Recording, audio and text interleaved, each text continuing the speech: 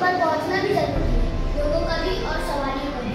जैसे कि हम सब जानते हैं, शहरों में ट्रैफिक एक संगीन मसला है, जिसकी वजह से रोड, सड़कों, ओवरफ्लाई, ब्रिज वगैरह की खराबी होती है। हमारे प्रोजेक्ट का नाम है हैवी वेट लोड डिटेक्टर। इस प्रोजेक्ट को फ्लाई ओवर्स को मेंटेन रखने के आइडिया पर बनाया गया है। जैसा कि हम सब जो कि ओवरलोड गाड़ियों की वजह से पूरी तरह टूटते फूटते हैं और गाड़ियों के गुजरने में दिक्कत, सामान का नुकसान और वक्त की बर्बादी होती है।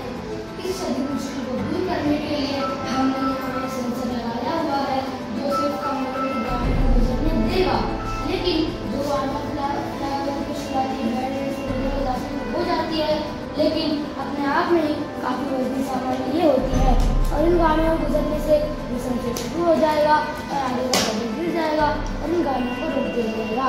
ये ना सिर्फ वजनी सामान ले जाने वाली गाड़ियों के लिए है, बल्कि कसीर तादाद ले जाने वाली गाड़ियों के लिए भी ये मददगार साबित होगा।